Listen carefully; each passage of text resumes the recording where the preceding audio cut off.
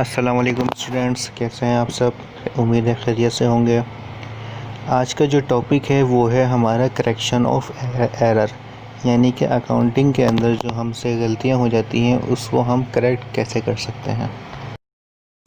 اب correction of error کے اندر جو ہے ہم کس چیز کی کریکشن کر سکتے ہیں، یعنی کہ ایرر کس کس چیز کی ہوتی ہے۔ اس کے اندر اماؤنٹ کی ہو سکتی ہے، نام کی ہو سکتی ہے۔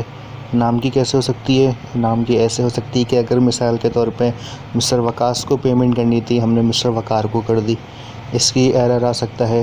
اماؤنٹ کا ایرر آ سکتا ہے، تو اس کو ہم ٹھیک کس طریقے سے کر سکتے ہیں، اس کو آگے چیک کریں گے۔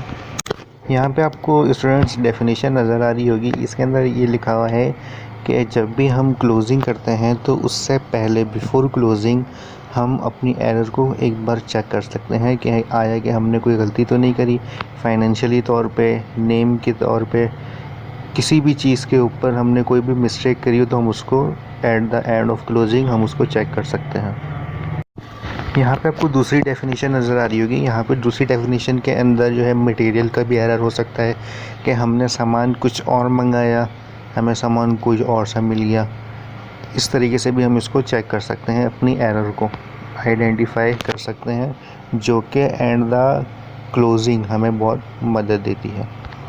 کریکشن آف ایرر کا کوشچن اسٹارٹ کرنے سے پہلے یہاں پہ آپ کو ڈیبٹ اور کریڈٹ دونوں کو معلوم ہونا چاہیے کہ ڈیبٹ کون سے کالم میں آتا ہے اور کریڈٹ کس وقت آتا ہے۔ کیش جیسے ہو گیا، اکاؤنٹ ریسیویبل ہو گیا، یہ ساری چیزیں ہماری ڈیبٹ میں آتی ہیں، اور اکاؤنٹ پے بل، نوٹس پے بل، بل پے بل وغیرہ یہ ساری چیزیں ہماری کریڈٹ کے اندر آتی ہیں۔ یہ اس کا سولوشن ہے کریکشن آف ایرر کا۔ یہ بھی جسٹ لائک جرنل انٹری کی طرح ہے، مگر اس کے اندر جو ہے اماؤنٹ کی بھی چینجنگ ہے، ٹھیک ہے، اس کے اندر جو ہے نام کی بھی چینجنگ ہے۔ اس طریقے سے جو ہے یہ کریکشن آف ایرر، یعنی کہ جو ہماری غلطی ہوتی ہے اس کو ہم کریکشن اس طریقے سے جرنل کے فارمیٹ کے اندر ہم کر سکتے ہیں۔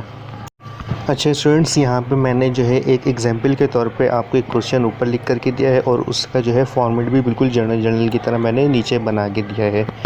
تو یہ جو ہے اس طریقے سے اس کا کوشچن آتا ہے، اور اس کا جو آنسر ہے وہ جرنل فارمیٹ کی طرح ہم اس کو لکھ سکتے ہیں۔